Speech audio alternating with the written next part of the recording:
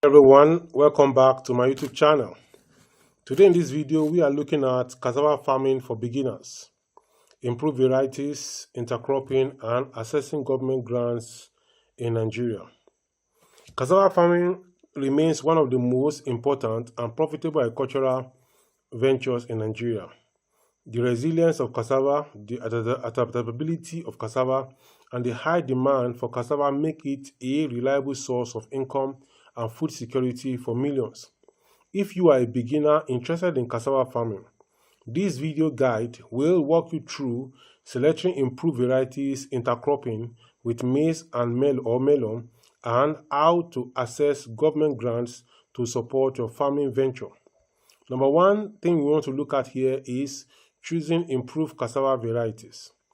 You have to use improved cassava varieties as this is key to achieving high yields, disease resistance, and better market value. Some of the best varieties recommended for Nigerian farmers include TME 30572 and TMS 30572 and TMS 419.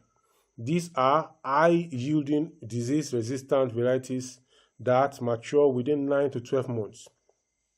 For your information, many farmers that are farming this in the local settings and on large scale, they don't know all these names. All they know that is that this particular strain, it was planted 6 months ago, and then or 9 months ago or 8 months ago, and then it yielded well, everything did well, so they will get the stem and plant it. That is simple logic. And these varieties are widely adapted across Nigeria's agroecological zones.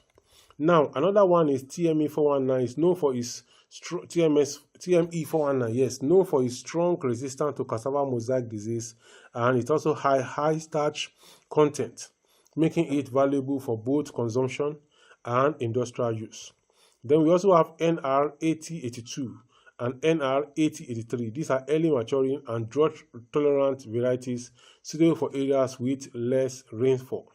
Then we also have IITA improved varieties developed by the International Institute of Tropical Agriculture at Ibadan.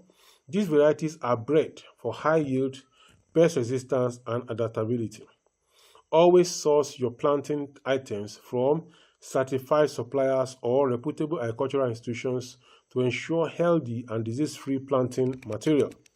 Now, number two thing you need to do is intercropping your cassava with maize or melon. If you plant your cassava alone, you are going to waste the land because there are other crops you can plant together with the cassava. And that is why people plant intercropping with cassava or with maize or with melon. In fact, some plant, they'll plant melon, then they'll plant maize, and then they'll plant cassava. So what they'll harvest first is the melon, or they'll harvest, then followed by the maize, then later on the cassava. So now, intercropping cassava with other crops like maize or melon is a common and effective marketing or practice among Nigerian farmers. It maximizes land use efficiency, diversifies income streams, and improves soil health. The benefits of intercropping are as follows: efficient land use. Then you also have risk reduction. Then you have to have weed suppression. Crops like maize provides ground cover that helps reduce weed growth. Then it also have improved soil fertility. Now, how do you intercrop? Intercrop in this case is you have to look at the planting time. Plant cassava stems first at the start of the rainy season. Maize or melon seeds can be sown shortly after. Then the spacing. Maintain recommended cassava spacing, typically 1 meter by 1 meter or 1 meter by 0.8 meter. Plant maize or melon in the spaces between cassava rows. Then crop care.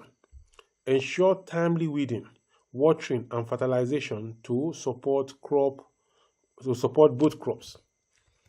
Now, harvesting. Maize and melon mature earlier in 3 to 4 months or even less, then providing income, while cassava matures in 9 to 12 months depending on the varieties. If you plant faster varieties, you are going to be glad you did. Now, how to access government cassava grants in Nigeria? The Nigerian government, through various agencies, offers grants and support programs to encourage cassava farming. Here is how you can access these opportunities right here in Nigeria. Number one is identify available programs. Federal Ministry of Agriculture and Rural Development offers subsidies, training, and funding for cassava farmers. Then Central Bank of Nigeria Anchor Borrowers Program provides low-interest loans and input support to smallholder farmers. Then state agricultural development programs. Many states have initiatives supporting cassava farmers with seedlings, fertilizers, and grants. Then number two is to prepare required documentation, proof of land ownership,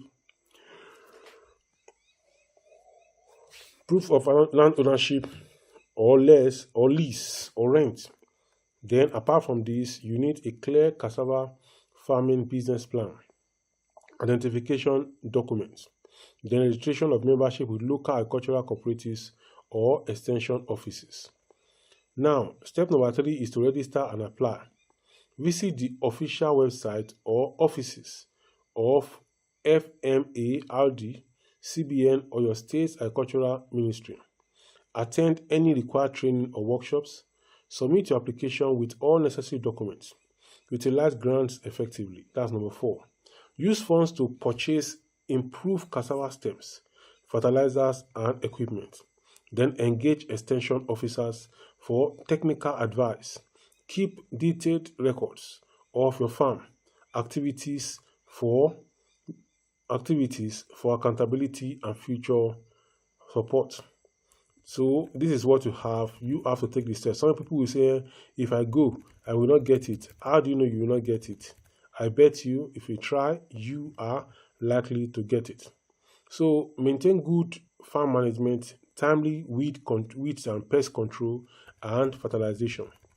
You have to connect with local agricultural extension services for ongoing guidance. Cassava farming offers a promising avenue for beginners to build a sustainable and profitable agricultural business in Nigeria. By choosing improved varieties, adopting intercropping systems, and leveraging government grants, you can increase your chances of success and contribute to Nigerians' food security.